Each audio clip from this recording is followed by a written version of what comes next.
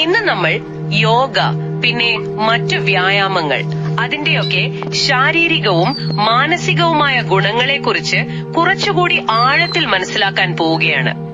നമ്മുടെ കയ്യില് കഴിവ് അക്കാഡമിയുടെ ചില രേഖകളുണ്ട്.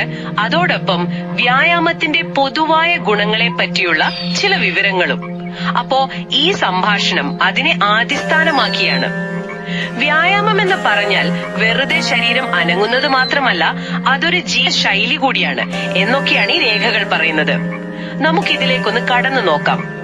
ആരോഗ്യം നന്നായിരിക്കാനും ഫിറ്റ്നസ് കൂട്ടാനും പിന്നെ നമ്മുടെ ഒരു മാനസിക സന്തോഷം, ജീവിതത്തിന്റെ ആ ഒരു ക്വാളിറ്റി, അതെല്ലാം കൂട്ടാനും വ്യായാമം എന്തായാലും വേണം. ഈ നമ്മൾ നോക്കിയ സോഴ്സുകളിലെല്ലാം അത് അടിവരയിട്ട് പറയുന്നുണ്ട്. അതിന് ചില കാരണങ്ങളുമുണ്ട്, അല്ലേ? അതെ, തീർച്ചയായും. വെറുതെ പറയുകയല്ല, അതിന് വ്യക്തമായ ഗുണങ്ങൾ ഉള്ളത് കൊണ്ടാണ്. ഈ രേഖകളിൽ എനിക്കിഷ്ടപ്പെട്ട ഒരു കാര്യമുണ്ട്.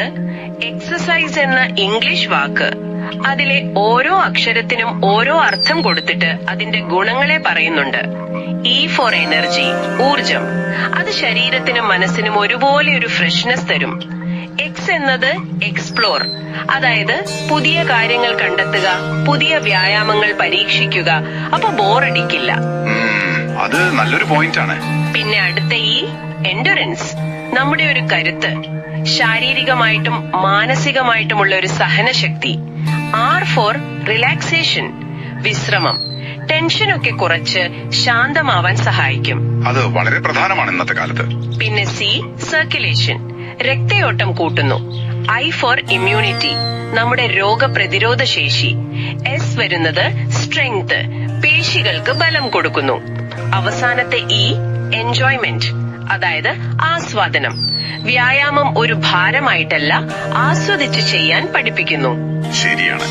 ഈ പറഞ്ഞ ഓരോ കാര്യങ്ങളും അത് ശാരീരിക തലത്തിൽ മാത്രം ഒതുങ്ങുന്നില്ല എന്നതാണ് ഏറ്റവും രസകരം. നിങ്ങൾ പറഞ്ഞ പോലെ രക്തചംക്രമണം കൂടുന്നത്, പേശികൾക്ക് ബലം വരുന്നത്, അതൊക്കെ പ്രധാനമാണ്. പക്ഷെ അതോടൊപ്പം തന്നെ മാനസിക സമ്മർദ്ദം കുറയ്ക്കാൻ ഇത് ഒരുപാട് സഹായിക്കും. പിന്നെ ലോങ് ടേം അസുഖങ്ങൾ വരാതെ നോക്കാനും ഇത് നല്ലതാണ്. പ്രത്യേകിച്ച് യോഗ പോലുള്ള കാര്യങ്ങള് അത് ശരിക്കും ബ്ലഡ് ഫ്ലോ കൂട്ടാൻ സഹായിക്കും. ശരീരത്തിന്റെ മൊത്തത്തിലുള്ള ഒരു പ്രവർത്തനത്തിനും നല്ല ഉന്മേഷം കിട്ടാനും അത് നല്ലതാണ്. അതുപോലെ ഈ കഴിവ് അക്കാഡമിയുടെ രേഖകളുണ്ടല്ലോ, അതിലൊരു കാര്യം എന്നെ ശരിക്കും ആകർഷിച്ചു. അവര് യോഗയെ പറയുന്നത് ജീവിതത്തിന്റെ A to Z എന്നാണ്. അത് കേൾക്കുമ്പോൾ തോന്നുന്നത് ഇത് വെറും ഒരു ഫിസിക്കൽ എക്സസൈസ് അല്ല എന്നാണ്. ഈ രേഖകൾ പ്രകാരം യോഗയിലൂടെ നമുക്ക് ഡിസിപ്ലിൻ, ഒരു സമചിത്തത, കാര്യങ്ങളിൽ കൂടുതൽ ശ്രദ്ധിക്കാൻ പറ്റുക, ആത്മവിശ്വാസം, നല്ല ആരോഗ്യമുള്ള ശരീരം, ദഹനം നന്നാവുന്നത്, സ്നേഹം, അറിവ്, മനസ്സമാധാനം, പിന്നെ എന്താ പറയാ, പ്രതിസന്ധികളെ നേരിടാനുള്ള ഒരു മനക്കരുത്ത്, ഇതൊക്കെ കിട്ടുമെന്നാണ് പറയുന്നത്. അതെ, ഈ A to Z എന്ന പ്രയോഗം അത് യോഗയുടെ ആ ഒരു സമഗ്രതയാണ് കാണിക്കുന്നത്.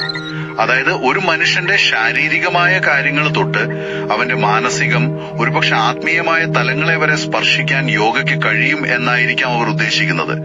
ഈ രേഖകളിൽ സ്വാതന്ത്ര്യം നേടാമെന്നും പറയുന്നുണ്ട്. അത് ഒരുപക്ഷെ നമ്മുടെ ശരീരത്തിന്റെയും മനസ്സിന്റെയും ഒക്കെ പരിമിതികളിൽ നിന്നുള്ള ഒരു മോചനമായിരിക്കാം. പിന്നെ യോഗ ഒരു മത്സരമല്ല എന്ന ആശയം, അതും വളരെ പ്രധാനപ്പെട്ടതാണ്. നമ്മൾ മറ്റൊരാളുമായി മത്സരിക്കുകയല്ല, ഓരോരുത്തരും അവരവരുടെ കഴിവിനനുസരിച്ച് മുന്നോട്ടു പോവുകയാണ്. അത് സ്വന്തം കഴിവുകൾ തിരിച്ചറിയാനും ഒരു കോൺഫിഡൻസ് ഉണ്ടാക്കാനും ഒക്കെ സഹായിക്കും. ശരിയാണ്. ഇനിയിപ്പോ വ്യായാമത്തിന്റെ മാനസികാരോഗ്യ ഗുണങ്ങളെ പറ്റി പറഞ്ഞാല് അതൊരുപാട് വലുതാണെന്ന് തോന്നുന്നു, അല്ലെ?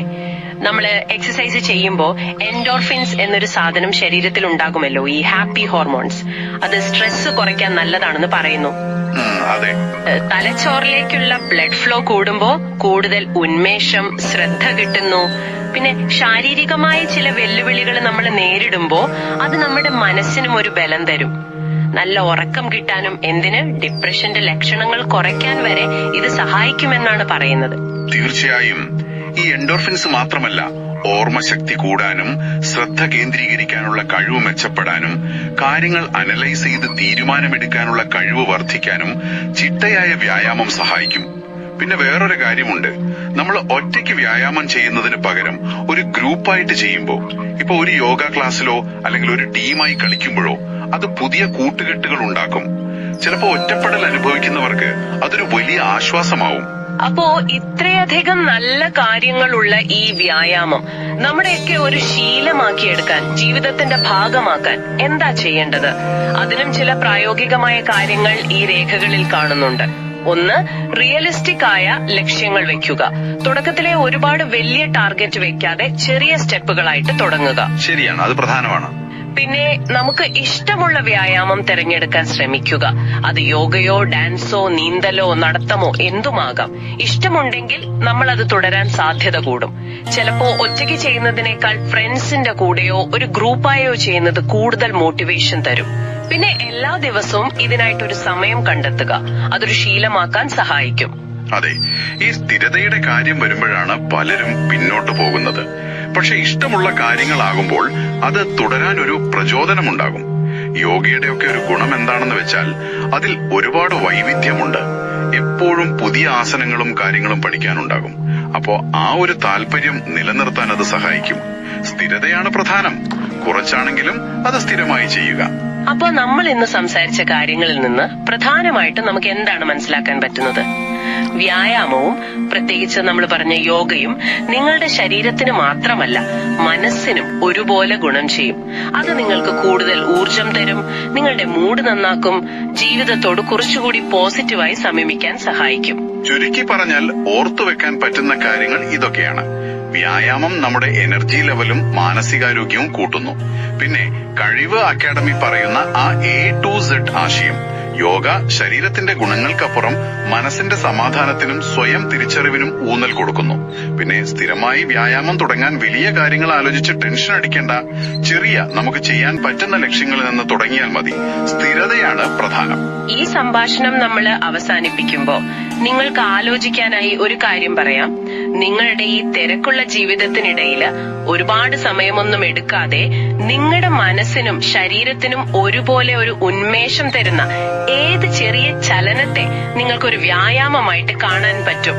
ചിലപ്പോഴത് ഓഫീസിലെ സ്റ്റെപ്പുകൾ ഒരു 5 മിനിറ്റ് കയറിയിറങ്ങുന്നതാകാം, അല്ലെങ്കിൽ ഇഷ്ടമുള്ള പാട്ട് കേൾക്കുമ്പോൾ വെറുതെ ഒന്ന് ശരീരം അനക്കുന്നതാകാം. അതുമല്ലെങ്കിൽ രാവിലെ എഴുന്നേൽക്കുമ്പോൾ ചെയ്യുന്ന വളരെ ലളിതമായ 1-2 സ്ട്രെച്ചുകളോ യോഗാസനങ്ങളോ ആകാം. ഇതിനെക്കുറിച്ചൊന്ന് ആലോചിച്ച് നോക്കുമല്ലോ.